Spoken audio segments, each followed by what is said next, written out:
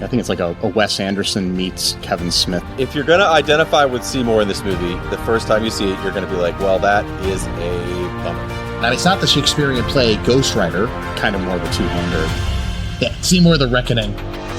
Maybe some of the senses of dread that I felt. Hello and welcome to Movie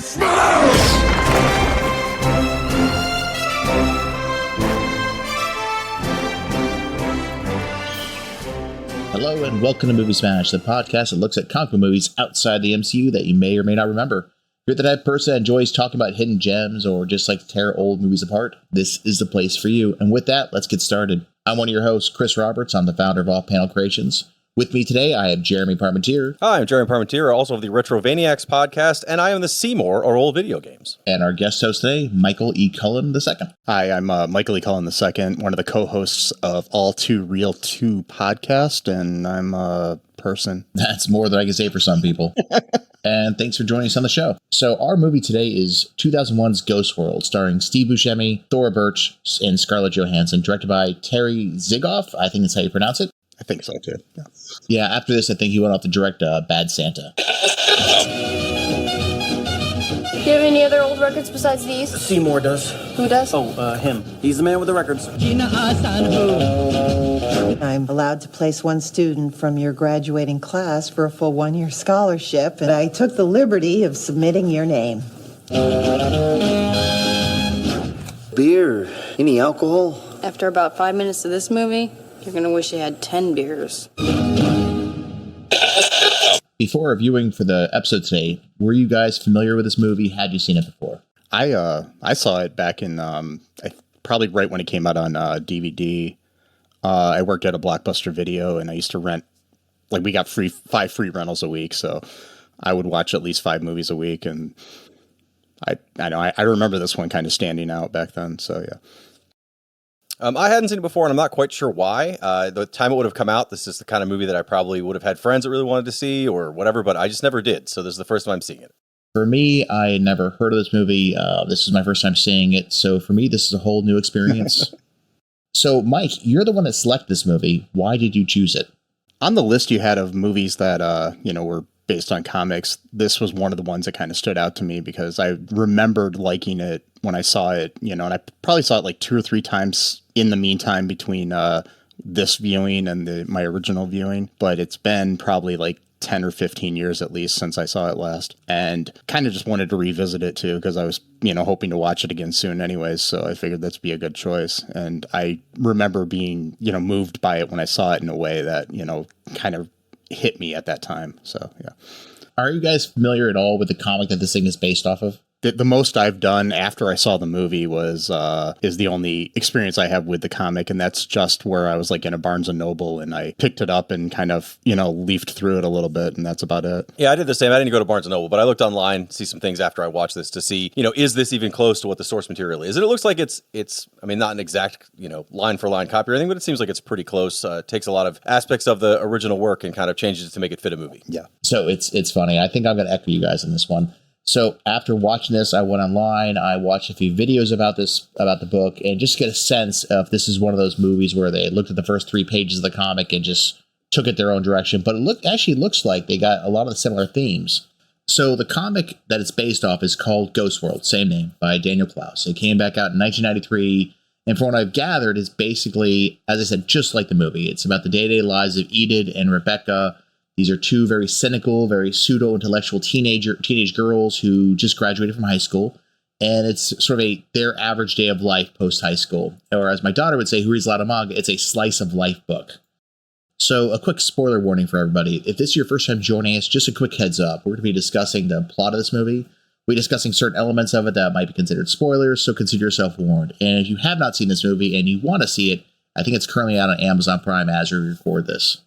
So Jeremy, can you give us a quick synopsis of the plot of this movie? Sure. Unlike other movies I gave a synopsis of where it's in long detail, I think I can summarize this one pretty quickly. It is exactly about 2 teenage girls, most specifically for the movie, kind of focuses on Enid and them figuring out life and their relationship with each other post-high school and pre-whatever happens next.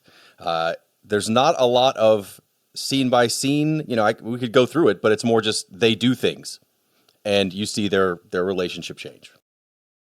So I think what makes this movie probably what it is really the characters and the supporting cast around those characters. So for all the characters that are out there, which ones stand out to you guys? Well, when I first saw this, I wasn't too far removed from the age of the two girls, so I kind of related with them more than I did any other characters because I was kind of a cynical teenager when I was in high school, and I'm of Generation X, and this is kind of a Generation X like stamp, basically, this movie. And I definitely saw the world kind of the way they did, where I just thought, wow, there's these jocks and there's these preppies and there's this and all this cliques that we have in the world that kind of are in high school and then they transfer onto that. But then as I got older and I watched it this time, I related more to Seymour, which is weird. I mean, obviously I'm not hanging out with teenagers, but I, except for my nephews and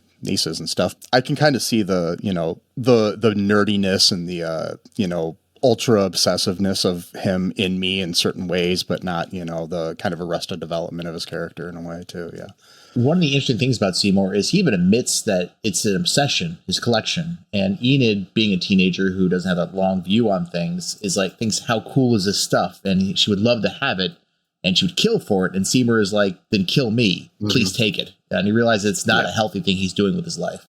Yeah, definitely, since I didn't see it before. I 100% see what you're saying, Mike, where if I would have seen this when it was new, I also would have been slightly older than a teenager, but not by much. But I was old enough to drink by then. But I still had that mindset. You still have that kind of like, what is, what do I do next? I mean, for me, that went far too long. But I was still kind of in that phase in 2001 when this would have come out. So watching it now, I 100% more felt like, oh, I am Seymour, some level, right? I mean, I'm not hanging out with teenagers, and I do have children and a wife and stuff, but still, like, I have a weird collection of old video games or whatever it is, right? And if people come to my house, they're like, oh man, I wish I had this in television. You're like, oh, well, let me tell you all about this game. And I'm like, I'm that guy. That's me. Yeah.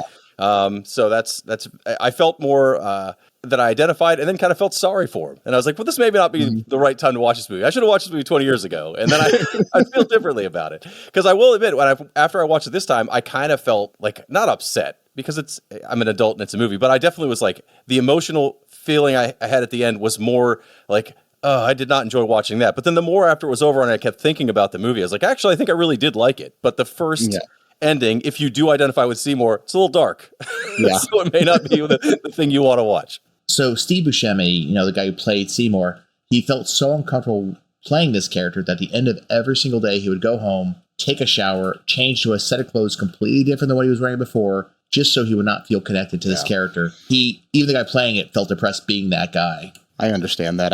I've played some despicable characters in short films and stuff over the years. So I'm a filmmaker and I've worked with other people's in their films, and I've played, jerks and murderers and different things. And after I do it, I kind of like go home and I'm like, I got to take a shower. So. Yeah, go back and wash it all off. Now, they were actually going to have Nathan Lane play this character. That would have worked. He would have been okay. Yeah. I mean, a different feel. Like Steve Buscemi already is a kind of like a known quantity, and he's kind of like this oddball character. Nathan Lane is too, but it's a different kind of oddball. But it still would have worked. Had the same effect overall, I think. Mm-hmm. I agree. So as I said before, I did not see this movie when it first came out.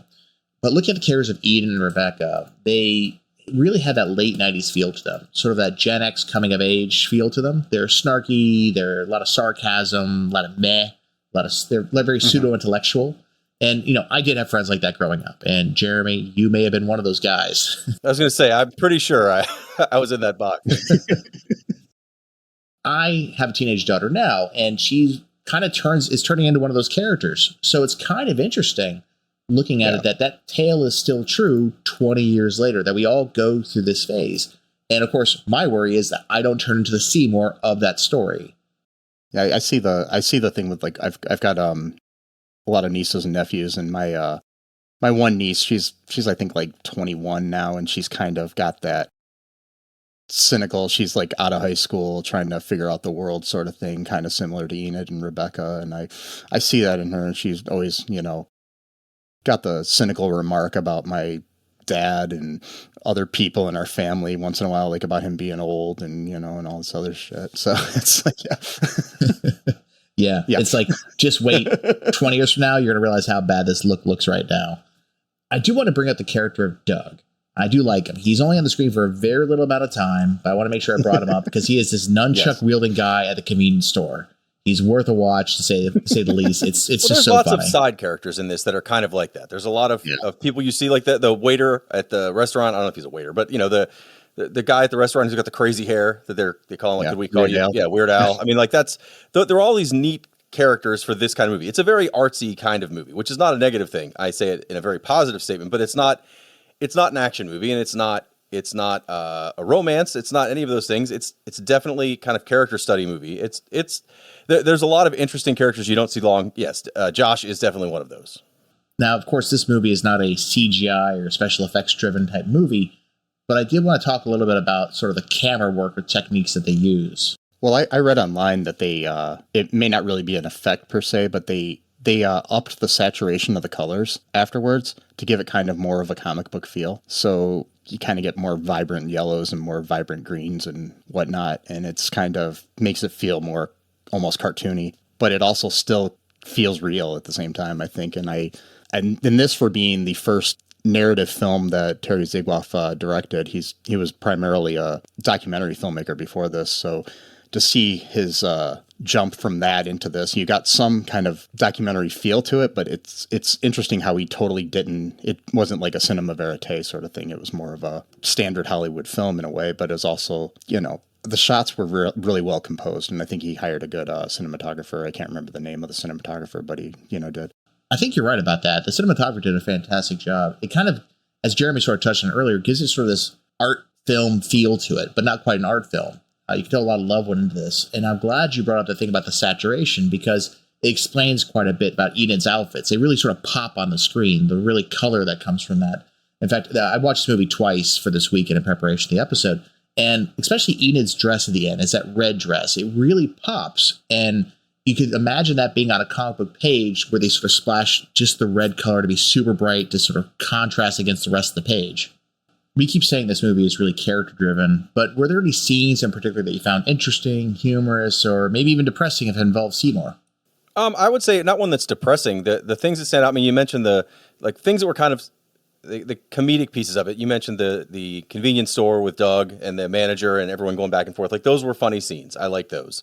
And then also when, after Enid is friends enough with Seymour to get invited to that party at his house, that seems to be some kind of like record sale party that I'm not really sure, but that was uncomfortable. That whole scene was very uncomfortable for me. And I'm sure it was supposed to be, but it was like, everybody was uncomfortable except for Enid. Everybody else was kind of comfortable with them being there. Rebecca was not comfortable being there. She was just like, why am I at this party? Everyone there, Dave Cross is super creepy. Like, everybody in it was just kind of off, and it was very hard to watch. So yeah, Dave Cross is a very awkward character in that scene. It's amazing how many awkward actors they found. I feel like they went and found every awkward actor in Hollywood and shoved them into this movie. Like at the porn shop, you got Will Forte from SNL. You've got all the people at the movie theater. You've got the Satanist couple. It's just crazy how many awkward characters are in this movie. That scene that Jeremy brought up is very. It's the one that stands out to me because, like, I felt so uncomfortable watching it, but I've been, I think, at parties where I felt like that. Like, I mean, most parties I was at, because I always felt like an outcast when I was in high school, especially, and then afterwards, like, I'd be in cast parties for theater things that I was in and stuff, and I'd be at somebody's house that I don't know, and there's all these people that are very eccentric, and people over here singing show tunes and random shit that I'm like, okay, I know this song, but I'm not going to join you in with you and sing this, and I'm just kind of sitting on a couch with my 2 or 3 buddies that I know and just feeling like, okay, this is interesting. I love that conversation where the guys talking about you can't get true sound unless you're completely digital. Oh, yeah. And then the guys arguing, no, you can. Yes, you can. You got to have a better equalizer and all this other. Yeah, I loved it. And I had been on the sidelines at a party watching that same conversation unfold. Yeah. Back to that party feeling uncomfortable. I definitely had that feeling when I was younger, because you do feel kind of like you're out of place. But I still have that now, but in opposite ways, where I'm the old guy at a party of people that I'm way too young to be at a party with. My band will occasionally go on the road and play, whatever we have. And we played a show in Philadelphia that was just like, they're like, oh, it's in a row house. It's fun. We have great shows here. We're like, great, we'll show up. We get there when we're supposed to be there. And it's just the people who live in the house, which is a bunch of college kids, two of them aren't even old enough to drink, and we're in our 40s, just like standing in their kitchen. Like, this is the weirdest. And it was before the actual, like, once we went downstairs and there was music, it was like, okay, this now feels more like a legal thing that I'm not going to go to jail for. But before that was like, man, we could be there. We are probably older than their dads, just hanging out in their kitchen in their college townhouse. Felt super awkward and weird. So I've had the other end of it too, where you're the older person in the younger crowd. But yeah, that's what that scene reminded me of, is it feeling like that, just really out of place, kind of like, what am I doing here? How did I end up here? I'm sure that's what more Becky than Enid thought that whole party. Like, what's happened with my life? Look what I am. That I've been there in every way. Yeah, I've been there in that way too. Like I don't drink, and I've gone to bars to listen to bands play, and I'll be just sitting there and everybody's drinking and they're all young and watching, like, a buddy of mine who's like in his 40s like us, and he's just like there playing and he's really good and they're really into him, but my buddy's like one of these guys that's in a band who like can get along with everybody of every age, and I'm just sitting there and I'm like, I cannot relate to these TikTok kids over here, you know. So funny thing is, there's a scene in the movie just like that, where he's sitting at the bar, he's trying to enjoy the music. It wasn't quite blues, but he gets very specific with that style of genre that he's listening to, and he's saying it's not like the blues, it's whatever it was. So I do have a question for you guys, though. The scene where the guy is sitting at the bus stop, what was your take on that scene? For those who don't know, who may not have seen the movie, there's a couple shots where there's this older gentleman sitting on a bus bench waiting for the bus to show up, and the bench reads, "No longer in service." And he keeps waiting throughout the movie for this bus. And at the very end of the movie, the bus actually shows up, picks him up, and drives off. Eventually, Edith does the exact same thing. Yeah, she sees him get on this bus that's on an out-of-service bus station. It looks like there's no one on the bus.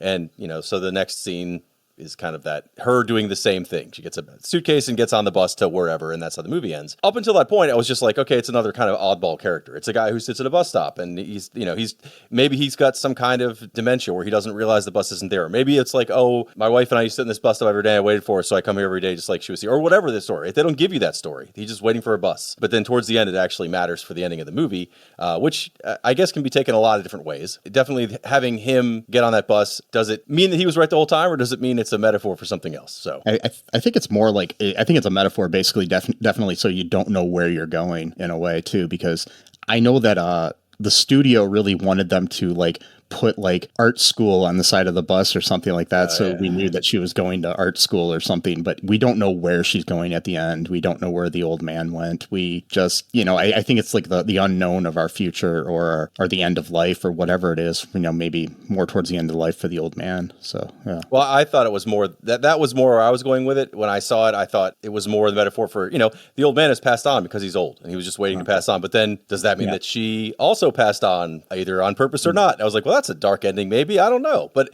they don't tell you, which is good. So could be like that ship in Lord of the Rings where they, I haven't seen that in ages, but where they go off, they go off to the afterlife. Yeah. So Edith's off sailing off the Valinor.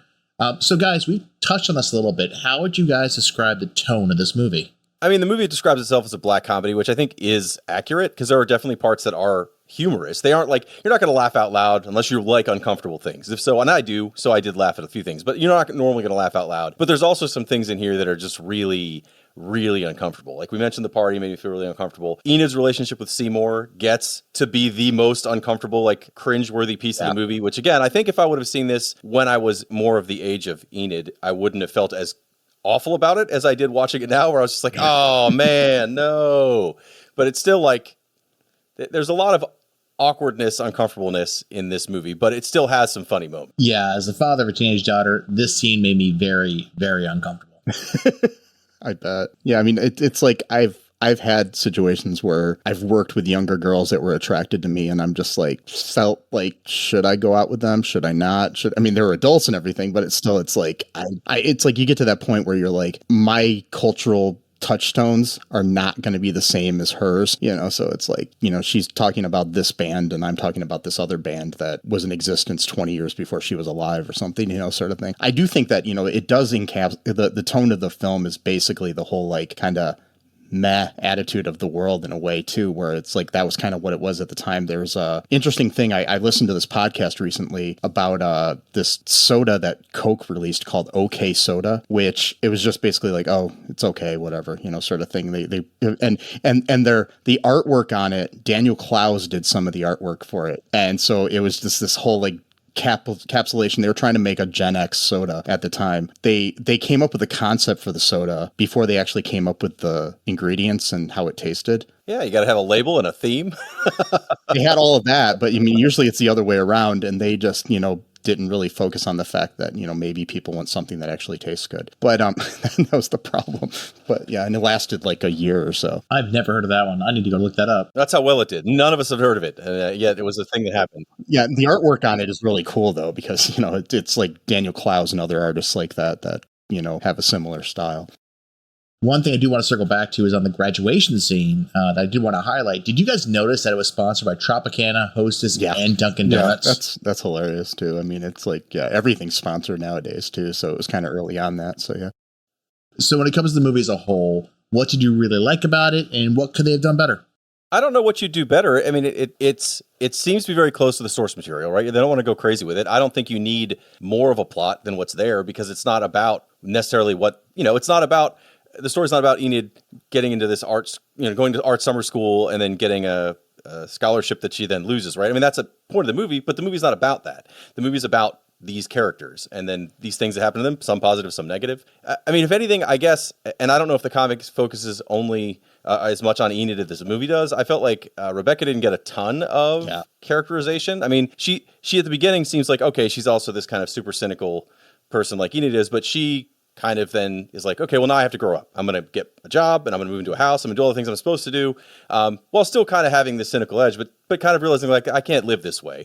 Where Enid instead is like, I don't fit. I don't know what to do. None of this feels right to me. I don't want to move in with my friend anymore because it doesn't seem like it's an honest thing I want to do, right? I'm doing it for her, not for me. So I don't know what you do differently, because again, this is so different than other movies that we've talked about. It's easy to say like, oh man, in Ghost Rider, I would rather. Okay, great. You can talk about all the changes in Ghost Rider. Oh, they should have cooler skulls. Okay, I don't know what else I'd do in this movie other than maybe again give Rebecca more of a character than just the friend of the main character. I think in the comic book, from what I've read, it's kind of more of a two-hander as opposed to a one solo character as the main character. So but I can understand why they chose to focus more on Enid, because you kind of needed that one character for us to relate with. But yeah, I do love the look and feel of the film and how it talked about like anxiety that's covered by cynicism that we have, where we kind of, back then especially, the whole Gen X sort of thing was basically we were all, underneath basically, crying for life and trying to figure out what we're doing, but we kind of would hide it with like, just the whole meh, okay, sort of feeling, whatever sort of thing about life. And then, but I do think that they could have developed some of the characters more. Like Roberta, the art school teacher, was a little bit underdeveloped in my opinion. And same thing with Josh. There should have been more reason as to why there was some kind of rift between Josh and the girls and stuff. And it just didn't. Yeah. Well, they even make a point in the movie of saying like, that and maybe she was just saying this to Seymour, where Enid's like, I'm kind of into this guy, but and then Rebecca would get mad or whatever. But there was nothing in the movie, unless it was just her saying it to make him jealous or something. I don't know if that even existed. They didn't really clarify that. That's what I'm wondering. It's hard to say, and it would have been better clarified, but I can understand why they didn't clarify it too. So yeah. Well, you can only fit so much in a movie, right? So also there's some things, if you're going to focus on Enid and Seymour, which is really what the most focus is on, it's going to be hard to give a lot of other characters a lot of time without it feeling like it's, 70 stores in Springfield or whatever it is, where everyone gets like a minute. Yeah. Like that would be the result on this. In my opinion, this movie is basically Enid coming to terms with this existential crisis of her life. She's graduated high school. Becca, her best friend, is maturing without her. In fact, Becca is this background character that through little scenes, we see her life maturing faster than Enid's. She's getting a job. She's getting an apartment. She's moving on with her life. In fact, she's out shopping for plasticware for that apartment because that's what you have to do. Enid doesn't want to change. She doesn't realize what she has to do. In fact, she failed high school because of her remedial art class. And then over the summer, she has to take it again. And she fails again because she steals someone else's art. She puts no effort into it. But the cynicism she had in life does not get her by anymore. Her quirkiness, her silliness doesn't cut it anymore. In reality, it's just all crashing around her. And she has a breaking point where we actually see her crying on a bed and no one can comfort her. I saw this movie twice for the podcast. And I got more out of it the second time than the first time. In fact, the first time I really wasn't getting it. But on the second viewing, I really understood what the story was about. They did a great job portraying it. The fact is that her cynicism does not help her in life. And all the people in her life have always been background characters. And when in reality, this cynicism is making her become the background character in their lives. And it just doesn't help her anymore. Yeah. High school's over. She wasn't the cheerleader. She wasn't the big person on campus. And now this world is gone. Then she finds Seymour and she starts messing with Seymour. And then she realizes she starts becoming fixated on Seymour to get him a date, to understand his life, and kind of a proxy for herself, for her own life. And at one point she ends up getting Seymour for herself. And then she realizes she doesn't want him. And then that ends up destroying Seymour's life in the process. Yeah, they're both the same character in certain ways, like at different parts in a life. If she never changes, she'll end up being Seymour, I think. Right. Yeah. Yep. So I'm on the same page. It's like that whole house party scene. That's her life if we fast forward 20 years. That's what's going to happen if she doesn't make a change. It's why she gets on the bus. She has decided to move on from this stage of her life onto the next stage, no matter where that takes her. And I think they did a good job of portraying that. Now, if I saw the movie 20 years ago, I probably would have felt more about that, identified with it. But now I just feel really bad for all the awkward, freaking characters in that movie. And like, I wish they spent more time on the nunchuck guy because he was such an odd character. In fact, no, it would have been great if they showed up in these random scenes, like, when he's at the record sales, he's kind of like spinning nunchucks in the background, or he's at the bar rocking out to the blues. He's just a really interesting character to me. I guess the real question, guys, is this movie is now 20 plus years old. Should people go out and find this thing and go watch it? I think absolutely. I mean, it's a bit dated, but it still has a universal appeal. That feeling of being lost in that liminal space between graduation and the rest of your life that I think we can all relate to, even kids today. And I mean, I do think that overall it captures this whole Gen X feeling too, but even though it is dated, but I mean, I think it does work. Yeah, I think it's, I hadn't seen it before. I really do think if I would have seen this when it was new, when I was younger, I would feel a lot stronger about this being like a great movie that everyone should rush out to see. Because I still enjoyed it, but I think you miss a lot of what would connect you to this movie watching it at the Seymour age of life as opposed to the Enid age of life. But I still think it was, I mean, again, after I watched it, I kept thinking about it and I kept thinking about it. And I kept thinking about it, which is, it's nice to have a movie you think about over and over again as opposed to being like, yeah, we watched it. I got to talk about it. Let's not think about it again. Yeah. This one I kept thinking about. I did enjoy it. I think it's really good. And also, yes, it's dated, but it's not a hard date, right? There's not a bunch of stuff that says clearly like, oh, this is in the 60s. It's not, but it's not clearly in the late 90s either. Like, it's kind of a little bit timeless on purpose, I think, so that it doesn't specifically tie to one thing. It does feel very Gen X, but I think that's more of when it was made, not more of when it was based. Isn't that what you said about Ghost Rider, Jeremy? I did. I also thought it was timeless, and you couldn't tell when it was made. Very similar. And Nicolas Cage's character is very similar to Enid in some way. He is. Mostly the burning skull. Mostly the burning skull. I was going to go more with Seymour, but hey, Enid works too. So for me, this movie, well, let's say it this way. If you're a Gen Xer, and all three of us here are, I believe, it's a good reminder of what the world was like back. There are no cell phones really in the movie. You're leaving notes for people that you hope they find when they get home. When you call someone's house, you better hope they're sitting there waiting for that phone call. And, it's sort of a nostalgia of what that life was like back then. And Jeremy, I think you hit on it. Really, I did not see this movie 20 years ago, so I really don't identify with Enid as much as I probably should have. And I'm trying really hard not to identify with Seymour as much as possible. So, I do have some collections of various things, and maybe like Seymour, I need to pare them down to 1,500 before it gets out of control. And I think people should go watch this thing. Go watch it with your eyes wide open. I mean, it's not the Shakespearean play Ghost Rider. It's not a wild ride. There's not a lot of CGI. There's not explosions. This is a character piece. And you are there to see how the characters react to things and how they deal with things. And also, after you're done, how did you feel after watching it? And as Jeremy said, it does stick with you. I actually enjoyed it more the second time than the first time. Now, it was probably because the first time I watched it, I had it on the garage, so I was working on a piece. And I would turn and look at the screen every now and again, and not much really happens on the screen, but I could hear the whole thing. So if you're going to go watch it, like I said, go watch it with your eyes wide open. You're about to get yourself in. Pay attention to it. It's a really slow burn. And if you enjoy that kind of thing, I suggest you go watch it. So for you guys, are you going to go out and rewatch this thing? I would for sure. I'm currently, I just wrote a coming of age script that takes place in the 90s.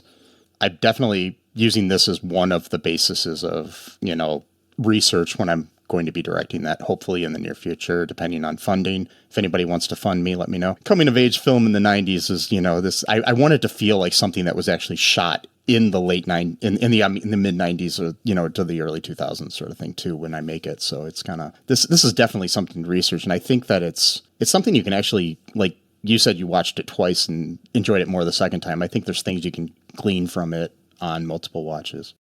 Yeah, I'm definitely going to watch it again. I think now that I know what's coming, maybe some of the senses of dread that I felt in parts of the movie won't be there, and I can enjoy some other things. So I would like to see it. And again, I think unlike a lot of the movies we've talked about that are like, oh, it's fun to watch because it's cheesy, or like, yeah, have some friends over, have some drinks, watch Time Cop, right? That's all fine and good. But this is actually like, I think my wife would watch this. This would be something we would watch, and she wouldn't be like, why am I watching yet another dumbass superhero movie? This is a good movie. I like this movie. I think this is I wouldn't say it has the same feel as like a Wes Anderson movie, but if you like those kind of movies, then I think you'll enjoy this. I think it's like a Wes Anderson meets Kevin Smith sort of thing in a way. So, yeah.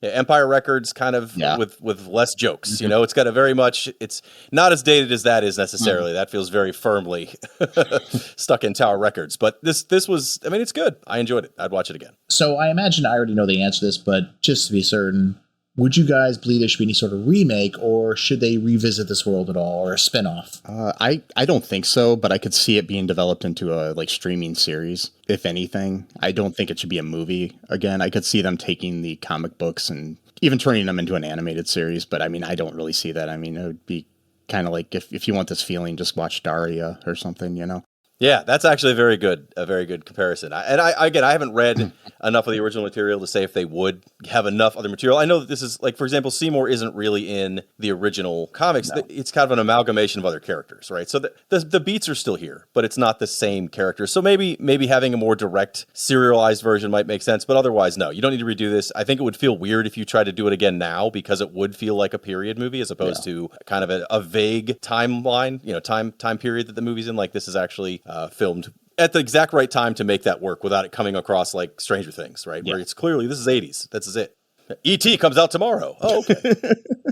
like the Goldbergs, where it doesn't really have a year, but they're kind of like, oh yeah, everybody likes Ghostbusters. Yeah.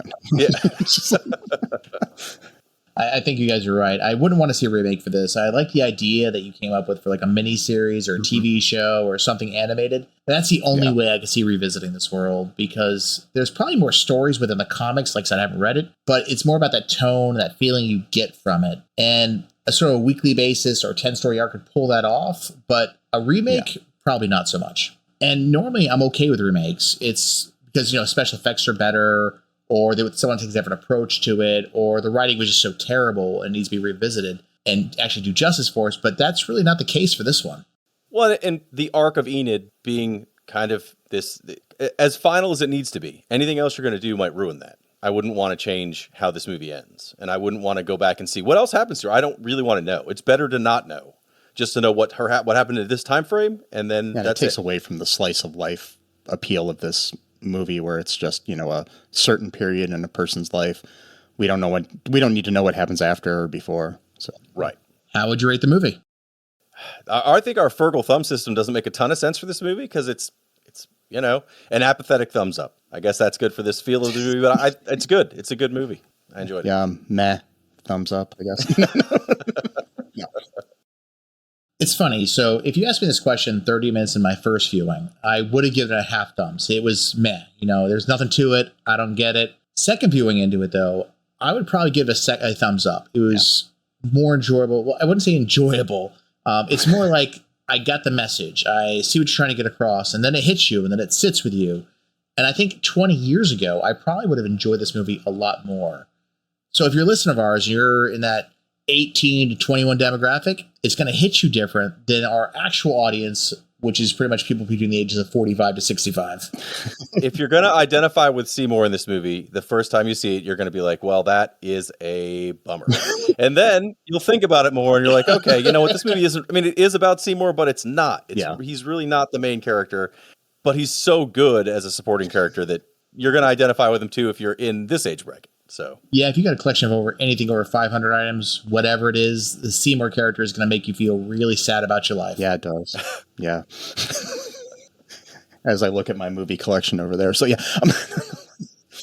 Yeah, I know that feeling. But before we head out, guys, where can people find you? Well, you can find me at all2real2.com. That's ALL, the number 2, REELTOO.com. You can find our podcast, or you can go to cullenpark.com. That's CULLENPARK.com, and find information about my film company, and ways to, support the podcast and my filmmaking dreams.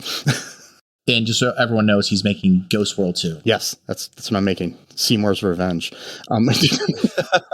Seymour's Revenge. Yeah, Seymour the Reckoning. It's a slasher. It's totally a different theme altogether, but it's going to fit. It's going to work. I'm always available on this podcast, but also you can find me at retrovania.net. We do lots of retro gaming stuff, including the Retrovaniacs podcast and videos and other things. And my band Subtastics is slowly playing around 3 states. So really, you're not going to find us unless you know me. But hey, that's where you can find me as well. Yeah, I don't think you're playing nearby me at all. No, we don't. Well, we'd love to, What but states we do you are play in? mainly. We're based out of Baltimore, Maryland. So it's it's Maryland, Pennsylvania, and on occasion West Virginia. Oh, okay. That's what we gladly play DC. We'd gladly play anywhere, but it's just got to be invited. If you ever get out to Ohio, let me know. So. All right, we did right before COVID. We had planned a bigger trip, kind of Midwest, and then that got ruined, like everybody else's. So. We have not made another trip planned for a large-scale tour, but maybe that's coming next summer. I like how you always skip over Virginia. You go from Maryland to West Virginia. Completely skip the state. It's, we're not invited. We're not allowed. One of us is not legally allowed to step into Virginia. So, no, that's not true. And you can always find me over at Off Panel Creations, where we're always trying to build something interesting. So I want to thank you guys for joining us today. If you enjoy the show, please give us a review, share with your friends. If you want to drop us a note, tell us how we are wrong about Ghost World, or make a movie suggestion, just visit us at movie-smash.com, and thank you for listening.